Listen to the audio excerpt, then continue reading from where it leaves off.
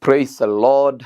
Thank you, my viewers and my listeners from wherever you are watching me from. My name is Rev.Dr. Richard Muchangi, ministering to you from Washington State, that is in Seattle, Washington State in America. And I thank God. I know you are watching me from far and wide. And I want to tell you, God loves you so much, even as we share the word of God.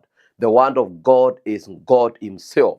And this particular moment of time, I want to share with us about the power of the words we speak. The power of words. The words that we speak, they are very powerful. They can make you or break you. They can make your life marvelous or miserable. Words can make you to live or to die. Words can make you to be rich or to be poor. Therefore, I challenge you in the name of Jesus. It is good to watch the words of our mouth. Mouth is a very powerful tool that God has given unto us. And through the words of our mouth, we can create our world. We can create our joy. We can create our happiness. We can create our blessings. Remember, in the book of Genesis, God used the power of words to create the world, to create the earth, to create the things that we can see, and even the things that we cannot see. The Bible says, when the world was empty and void, and darkness was hovering over the face of the earth, God spoke and He said, let there be light. He never mentioned on darkness, but He spoke of what He wanted to see. Therefore, when we talk about the power of words, these are the words of faith. And I want to tell us, words have power to create the kind of the world that we want to live in. In the book of in the book of Psalms 34, verses 11 through 14. Psalms 34, verses 11 through 14. The Bible says, come you, listen to me, I will teach you the fear of the Lord. Who is a man who desires life and loves many days, that he may see good? Keep your tongue from evil and your lips from speaking deceit. Depart from evil and do good. Seek peace and pursue it. Get that word in verses number 13.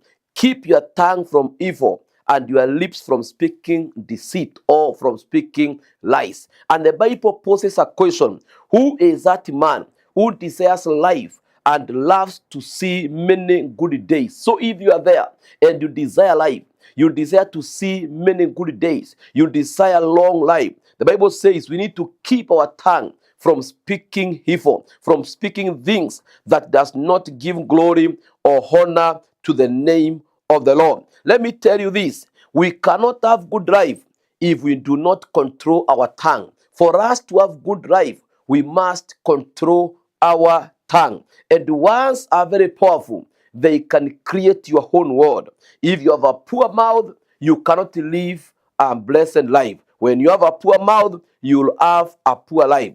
Because words can make you better or bitter.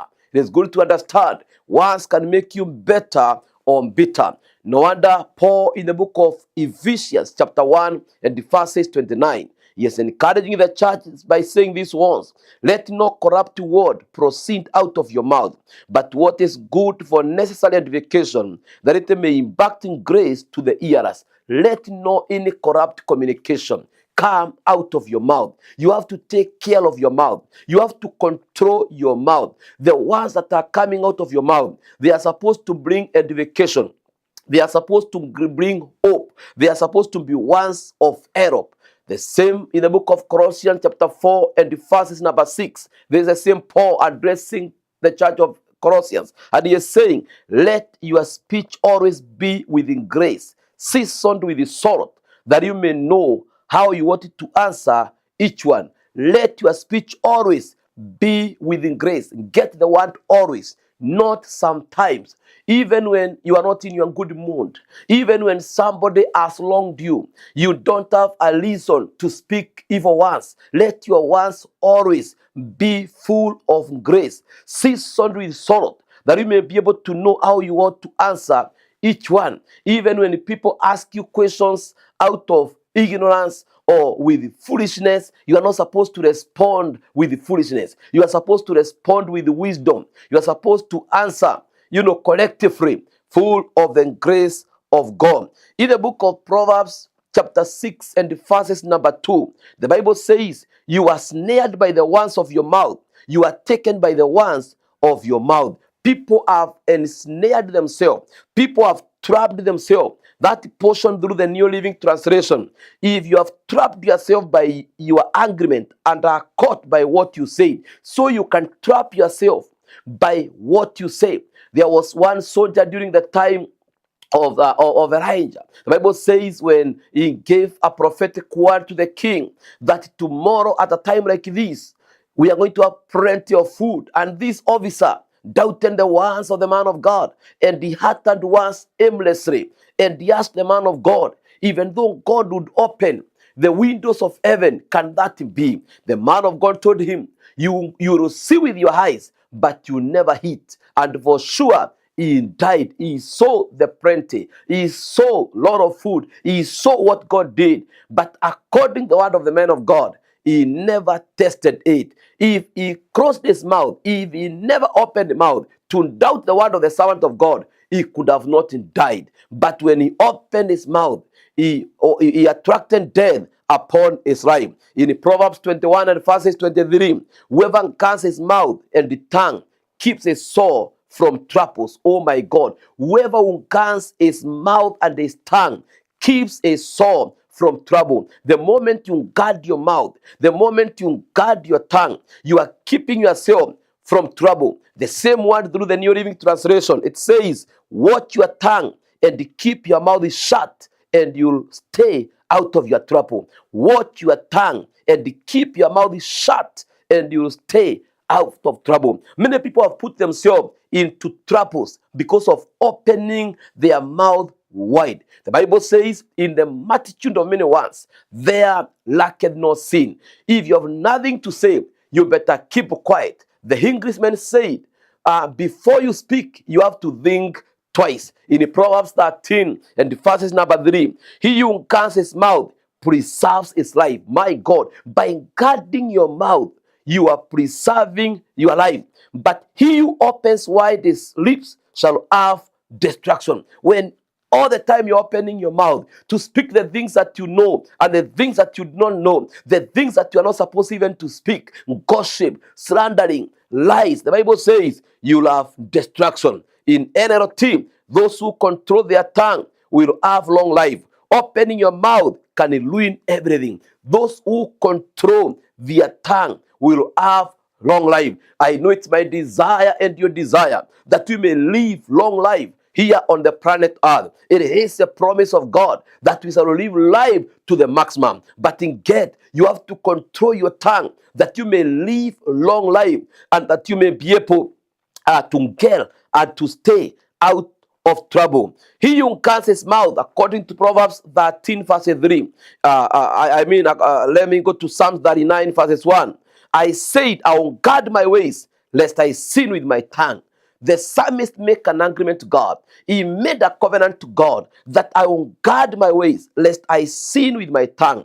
I will restrain my mouth with a muscle while the wicked are before me. He said, I'll be able to restrain my mouth. God is looking for men and women who are ready to restrain their mouth. Words are powerful weapons that can inspire or destroy someone. Words are a powerful weapon that can inspire or destroy someone. Your life will move in the direction of your words. Words moves the world. Words moves the world. Your life will move on the direction of your words. If you say, I am blessed, indeed, you shall be blessed. But when you say you are cursed, you shall be cursed. When you say it is well, as a matter of fact, the Bible says, let the poor say, I am rich. Let the weak say, I am strong. Don't speak about your challenge. Don't speak about the things that you are going through. Men of faith, they never speak about the happening, about the things that they are going through. But men of faith, they talk about the expected result. They talk about what they want to see. You create your own future. Because words are like seeds. When you plant them,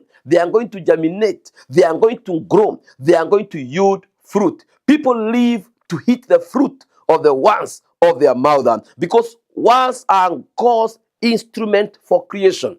Words are God's instrument for creation. God uses our words to create joy, to create happiness, to create blessings in the mighty name of Jesus.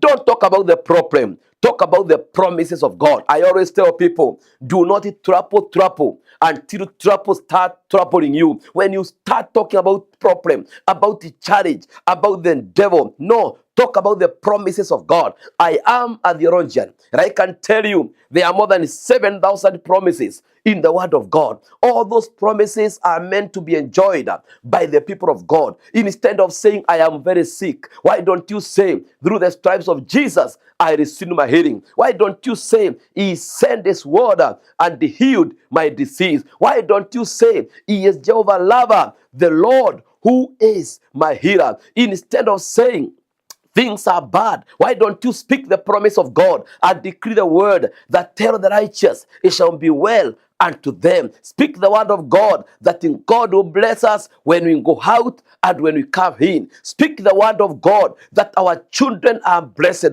our families are blessed, that we shall see God in a very special way. Isaiah chapter 44 and the verse says 26. The Bible says, who confirms the word of his servant? My God, our God confirms the words of his servant. When you speak those positive words, when you speak the words of hope, when you speak the words of greatness, when you speak about the future in a positive way, the Bible says, he who confirms the words of his servant, and he perform the counsel of his messengers. And he says what? Jerusalem, you shall be inhabited. The cities of Judah, you shall be built, and I will rise up a waste praises, my God and my Father. It doesn't matter this one the moment of time. Your life is like a desolate. It doesn't matter. Your life is in ruin. But the Bible says, he who says that in Jerusalem shall be inhabited. Oh, it is to say that God is coming to do great things. Every cities that are destroyed, they are going to be built. Doesn't matter, child of God. Your life is in a mess. Your life is on ruin. You are going through destruction, through challenges, through catastrophic and devastating issues of life. I have come to tell you, you can confront every mountain of your life by the words of your mouth. Words are very powerful. Words are very strong. They make your life to be the way you want it to look like. Through our words, we determine how our lives will go. Through our words, we determine how our lives will go. Through our mouth, we can rise to the levels of hell that dwell there. In the mighty name of Jesus. Oh my God, words are very creative. In the book of Proverbs, as I wind up, chapter 18, verses 20 and 21, the Bible says what? A man's stomach shall be satisfied from the fruit of his mouth, from the produce of his lips, he shall be filled. Verses 21, death and life are in the power of the tongue, and those who love it will eat its fruit. It is good to understand that is how powerful your tongue is. That in death and life are in the power of the tongue, and those that love it shall eat its fruit. You live to eat the fruit of the words of your mouth. I challenge us in the name of Jesus. Let's change our language. When we change our language, we change our life. My God, when we change our language, when we change the way we speak, we say from now moving forward, we are not going to entertain negativity. We are not going to be gossipers. We are not going to be slanderers. Because what words do, words have power to bounce back to you. Everyone that you speak of, it will bounce back to you. And it bounces with the force. It bounces with a lot of strength. Therefore, if they are good ones, God will confirm them and you are going to live a very blessed life. I am a witness of the words that I've ever spoken in my life. At times it seemed impossible. But however, I spoke positively. Today, I live to eat the fruit of the words that I spoke in the past. And I know my life tomorrow will move in the direction of the ones I'm speaking today. Even when you are praying, speak the words of hope. Pray with positive mind in the name of Jesus. Jesus said in Mark 11:24, therefore I say to you, whatever things you ask when you pray, believe that you receive them and you will have them. So even when you are praying, you pray a prayer of faith, you speak the words of faith, and Jesus is saying, whatever you ask, my God and my Father, whatever you ask in His name, you just need to believe and you are going to have them. Why don't you say, I am blessed? Why don't you say, I am favored? Why don't you say, I am above only? I may not feel it, I may not sense it, I may not look like it, but I believe it. When you speak the words of hope, you are going to live a life of blessing. I want to bless you, child of God, as I encourage you from this moment. Let your words be positive, because words are very powerful. Words are the tools that God has given you. May the Lord bless you. Let me pray for you. Father, in the name of Jesus, I pray with my viewers, with my listeners, from wherever they are watching us from. I pray in the name of Jesus, according to your word, from now moving forward, we are taking proper control of our tongue. We shall speak the words of hope and not the words of discouragement. We decree we are going to create our world. We are going to create our joy, our miracles through the power of our words. In Jesus' name, we pray and believe. May the Lord bless you. Shalom, peace. Amen.